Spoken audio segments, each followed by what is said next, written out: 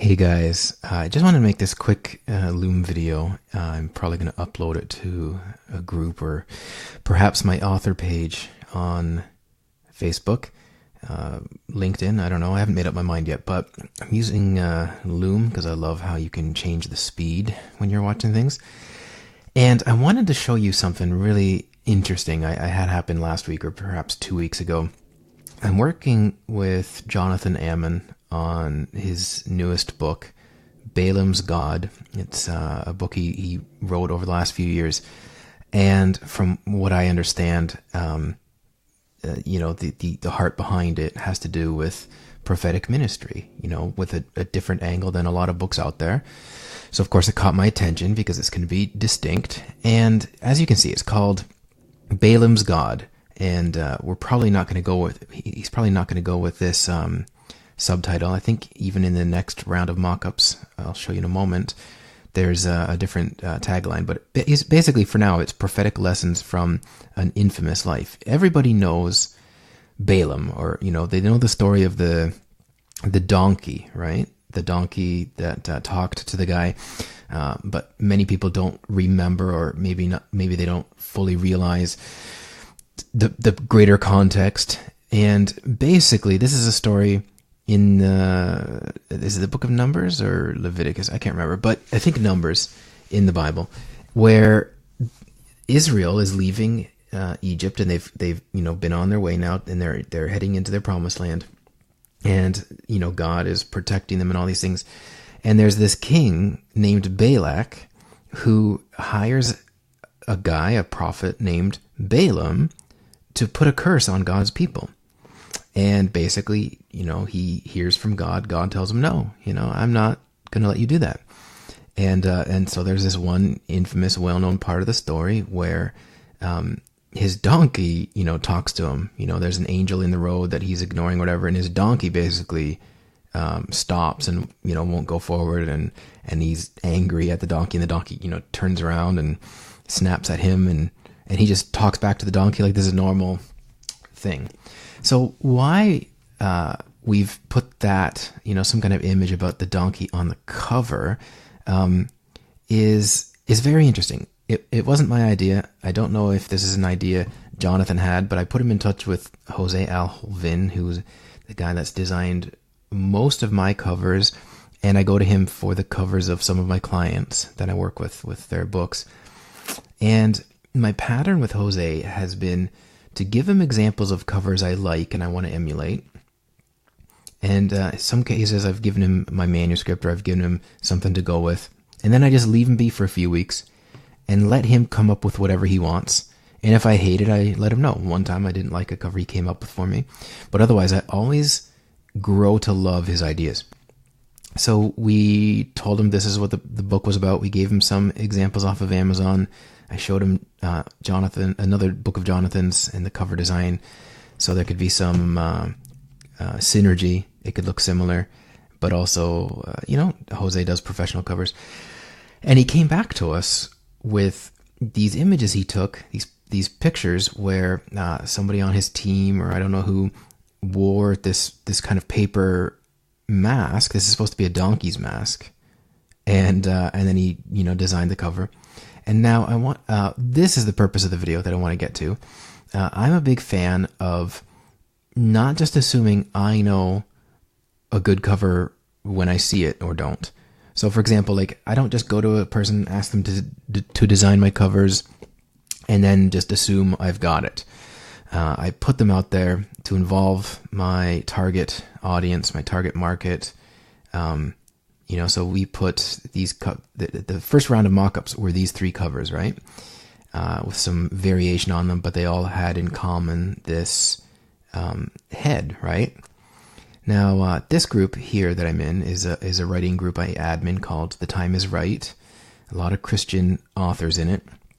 And then the other group I put it in was a group that I believe would be basically this book's ideal market. These are graduates from Fire School of Ministry, Brownsville Revival School of Ministry, people who came out of like the Pensacola Revival, who would appreciate a challenging book like this. in my estimation, right? So I put the 3 images in each group and asked for feedback. And when I uploaded all 3 of them at the same time, in the Time is Right group, this image with the wraparound cover showed up first. And then this one where he's holding the shofar over his shoulder. Let me click on that so you can see a better... so he's standing here and the subtitle is down here and he's holding the shofar over his shoulder. And then the third one is, I don't know what this is in his hand, honestly, but holding the shofar in his hand the other way. And, looking to the right or his left, I suppose. And this picture and the last one have a black spine and, back cover, while the first one has the wraparound. So this group is other writers, while this grads group here is people who I would refer to as the potential readers. And when I uploaded these 3 images, this one came out first. And so the feedback we were getting, at first I didn't know if the difference was because of authors who look at book covers differently than just casual readers might. Because, in this group, we're always posting mock-ups of covers, asking each other for feedback. So, people know, many of these people are authors who have published their own books as well. So they know, what kinds of things work and what don't. Because let's face it, despite what, Christians will tell you, people do judge a book by its cover. Even if you might have read a book without concern for its cover, if you want to even get that far on Amazon or on a bookshelf or whatever, it needs to look professional. I don't care what anyone says. I've seen it over and over again. I've seen book sales go up for books when we changed covers and got something more professional.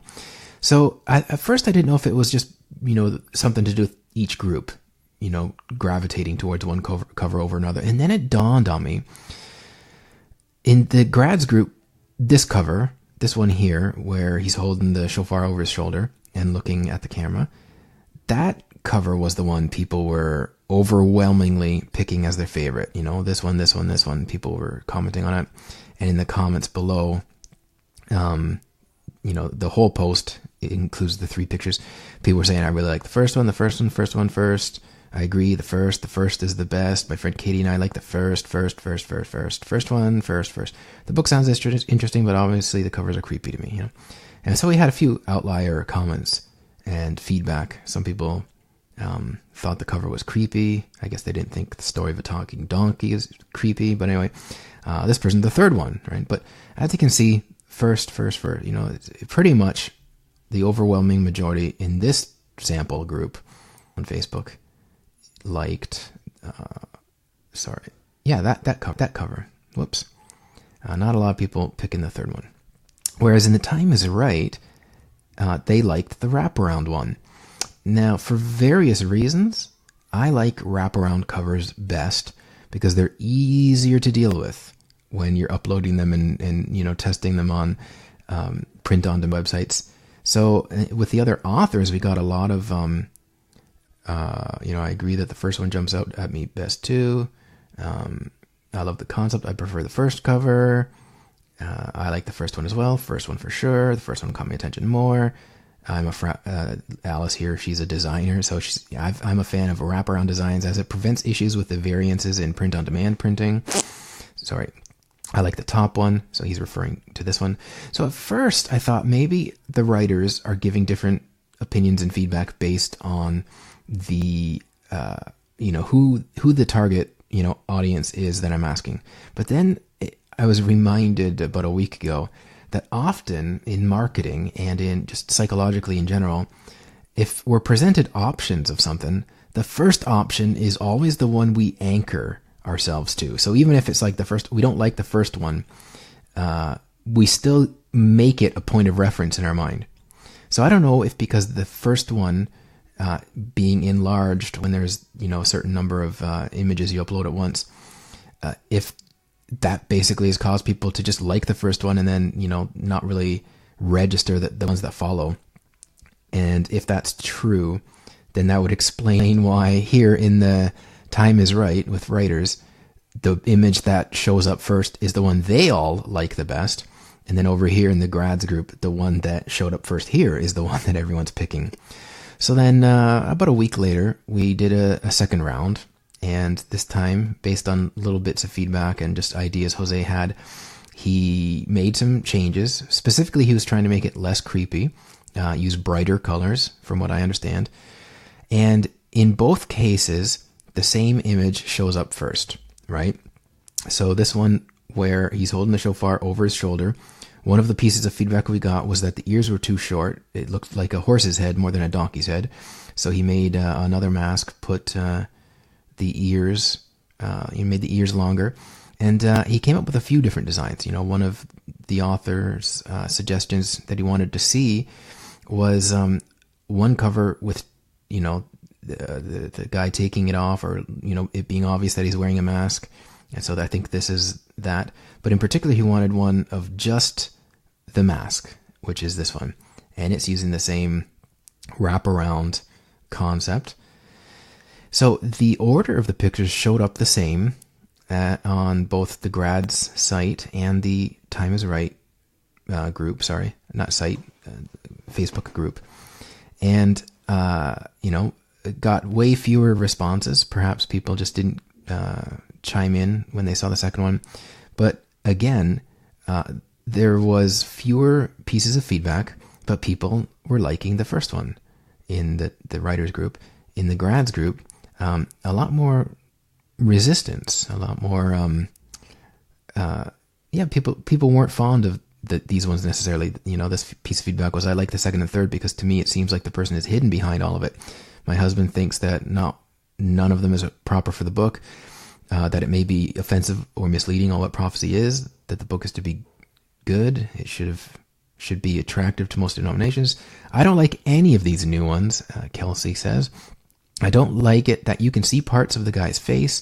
Not sure why that bothers me. I think it makes it look more goofy. Also, if this is the full cover, I don't like how the picture wraps around partially. I would rather see the whole picture on one side. And, you know, okay, that sounds valid, because I think if you remove this and just look at the front cover, it won't be obvious what this is that he's holding in his hand, because the back of the shofar goes off to the back of the book.